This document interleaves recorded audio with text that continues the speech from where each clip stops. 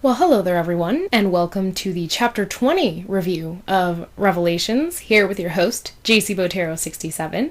So yeah, like I said, Chapter 20, believe it or not. It's crazy how time flies. I mean, the holidays are like right here.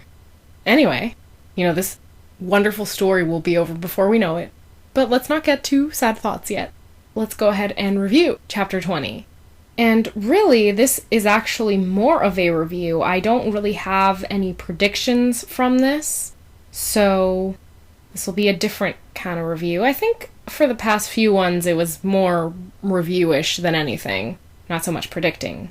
But there is one aspect that I predicted, and it actually came true in this, so we'll touch base on that a little later.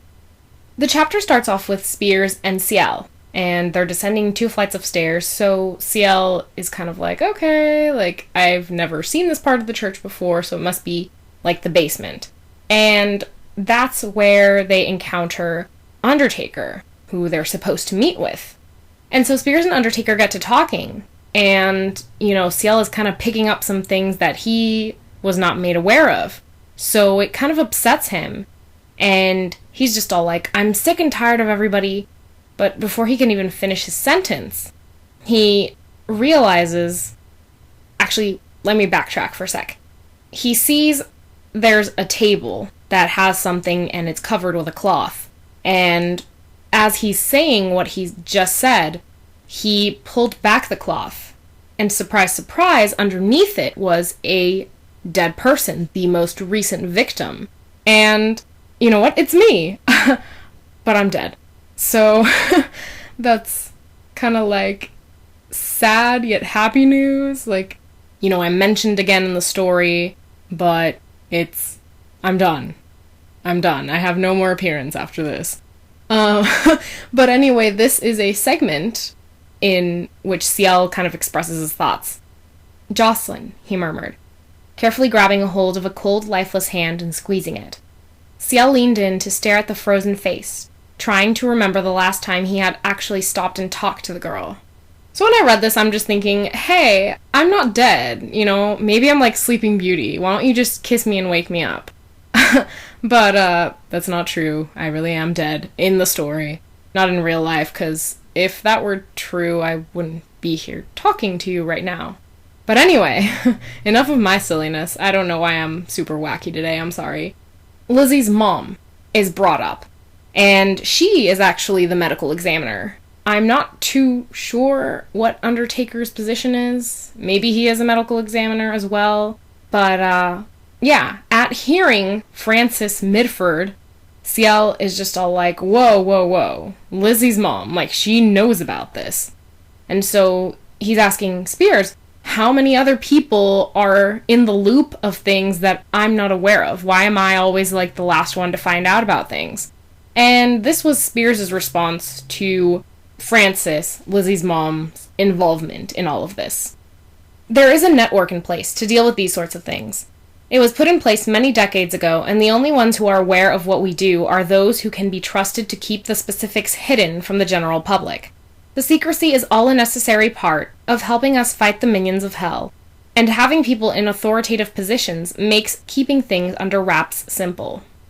So that was Spears again. And he did make a point that Lizzie is not aware of anything. Unless she decides to follow in her mother's footsteps and become a medical examiner, then she will know then. But for now, she is not aware of anything going on with the whole, Demon Slayer thing and that whole, organization network thing. So anyway, back to the victim at hand, myself.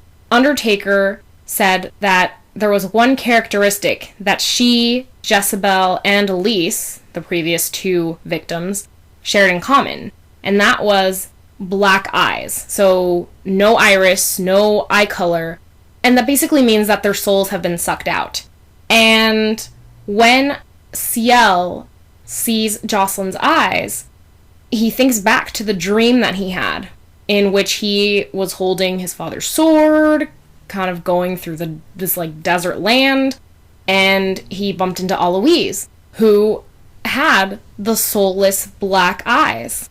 So he freaks out a little bit and tells Father Spears about it. And his response to that was, oh, every demon slayer has prophecy dreams, and that what happened to Aloise may not necessarily happen in real life. Basically, what Spears told him was that the end result is always changeable. And so, Ciel obviously is reassured, and that's when Spears asks, oh, did you gain access to your father's office? And so Ciel is like, oh yeah, I picked up one of his journals that he wrote about his experience as a demon slayer. I was reading through that. I also grabbed hold of the sword that he had.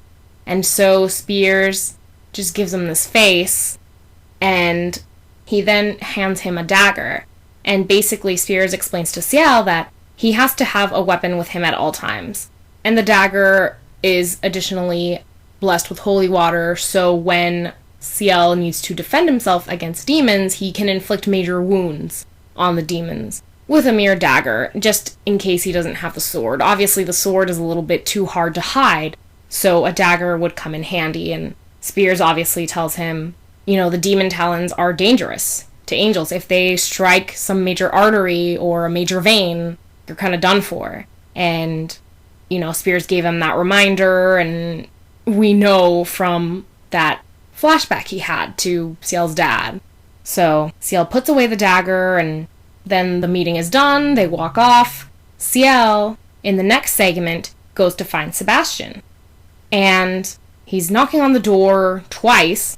Sebastian doesn't answer, so then Ciel takes a chance, turns the knob, and realizes, oh, hey, it's open. So he steps in. And it was interesting because Sebastian was precisely in the shower and getting out of the shower. And I'm just thinking to myself, did he plan this? Did he sense Ciel coming and he's all like, oh yeah, I'm gonna get all sexy for him? I don't know. Again, I apologize for my nuttiness. But anyway, Ciel apologizes for just coming in, and, they pick up where they left off in the courtyard. Ciel explaining why he just up and left the following morning after their passionate night. And so Ciel apologizes and tells a partial truth that he had gone to the mountain with Father Spears, and he tells Sebastian as a kind of alternative that he went up there for some spiritual and mental healing.